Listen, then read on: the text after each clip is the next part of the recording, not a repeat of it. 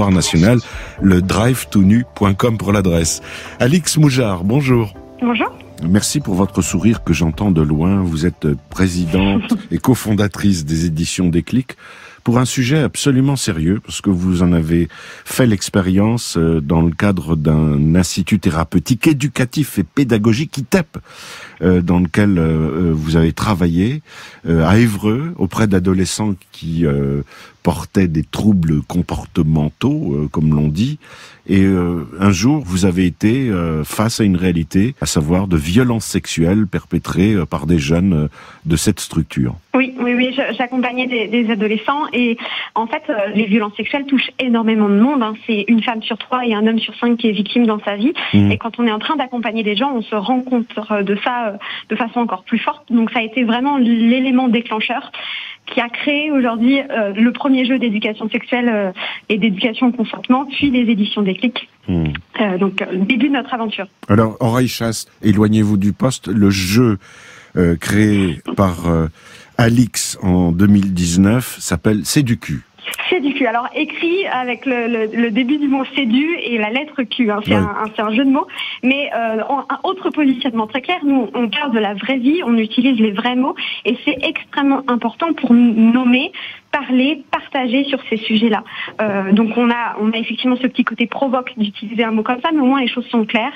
On va parler de sexualité, mais pour éduquer à la sexualité, parce que dire attention, faut pas violer, ça ne fonctionne pas. Par contre, dire viens, je vais t'apprendre à draguer, à avoir des relations, je vais t'expliquer ce qu'est le consentement, ça fonctionne. Et c'est ça qu'on va faire avec les éditions Déclic et le réseau Déclic. Le slogan, c'est la sexualité, c'est cool. Si c'est pas cool, c'est pas du sexe. C'est ça. Et c'est les jeunes qui ont trouvé ce slogan, évidemment. Tous nos jeux sont faits par les publics, donc c'est les jeunes qui ont mis plein de jeux de mots géniaux dans ce jeu qui est très chouette à jouer et qui est plutôt impactant en termes de comportement. Et depuis 2 ans, vous l'avez testé, ce jeu, Alix? Oui, et même depuis 4, parce que c'est un jeu qu'on a co-créé déjà sur le terrain, moi en tant qu'éducatrice, et ça, on l'a testé auprès de centaines et de centaines de jeunes. Aujourd'hui, il est utilisé dans beaucoup de structures dans les pays francophones, donc c'est quelque chose en plein déploiement. Alors c'est un jeu qui est surtout utilisable par des professionnels de l'accompagnement, les enseignants, les travailleurs sociaux, les psychologues, etc., qui est aussi un petit peu utilisable dans le milieu familial. Mais nous, notre action, elle est vraiment de proposer des bons outils et accompagner les professionnels qui sont en contact de public pour changer les comportements sur toutes ces thématiques de société, donc la prévention des violences évidemment, mais aussi l'écologie, la lutte contre les discriminations, la laïcité, les compétences psychosociales, la gestion des émotions, etc. Bref, notre objectif c'est d'avoir des actions vraiment globales sur toutes les problématiques, tout ce qu'on aimerait secouer un petit peu dans cette société en vérité. Ouais, il y a du travail, mais effectivement là, vous êtes parti à développer d'autres gammes de jeux. Alors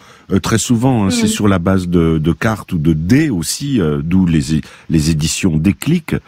Mais donc sur des thèmes de la santé, religion, défense de l'environnement, inclusion. Là, vous en êtes où de la programmation et de la production de ces boîtes de jeux?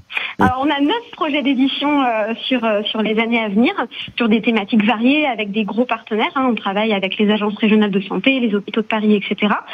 Mais on distribue aussi des outils et des jeux qui sont absolument géniaux, qui existent déjà. Donc, notre objectif, c'est de les faire connaître. Et ensuite, on accompagne la mise en place de ces outils-là sur le terrain, avec des formations et des co-animations. Il y a beaucoup de monde concerné. Il y a aussi les centres sociaux et les acteurs sociaux. Évidemment. Oui. Nous, on s'adresse vraiment à tous ceux qui sont en contact de public. C'est super large. Ça va de l'enseignant, ça va au centre de loisirs. Et on est tous un petit peu en difficulté par rapport à un ou plusieurs sujets. C'est pas évident d'être bien dans la société quand on est discriminé ou quand on n'est pas discriminé ou quand on a à cœur de faire changer les comportements sur l'écologie. Bref, en fait, on s'adresse à tous les humains. C'est un petit peu large comme cible. Ouais. Je signale que vous faites partie maintenant d'une communauté d'entrepreneurs Live for Good, et vous êtes l'exemple même, parce que pour certains, c'est même pour moi parfois, si je dis vous êtes une start-up à impact social, on va dire ça veut dire quoi? Ça veut dire que la production de votre travail va dans le sens d'une innovation sociale et d'un mieux vivre ensemble. Évidemment, oui. Le fait d'être une start-up, en fait, ça n'a aucun sens s'il n'y a pas cet impact qui est là. Nous, notre objectif, c'est de changer les comportements. Et le fait d'être une start-up, ça permet d'aller plus loin, d'aller plus vite, de développer des jeux plutôt qu'une structure qui est davantage une association, qui peuvent aussi aller extrêmement loin. Et nous, on peut déployer davantage de moyens. Et ça, c'est un truc très, très positif. Et effectivement, la communauté Live4Good, c'est à la fois un groupe auquel on fait partie, qui nous accompagne, qui nous forge, qui nous permet d'aller plus loin. Donc oui, bien sûr, le fait d'être avec d'autres personnes, l'intelligence collective, c'est vraiment des valeurs qui sont propres à ce domaine d'activité-là et qui sont très très importantes et constitutives de notre activité. Bravo pour votre conviction, votre détermination. Les éditions pour site édition avec un S, _déclic.fr. Merci et bravo Alix. Merci à vous. Et puis des merci aussi comme chaque vendredi à Stéphanie Valois qui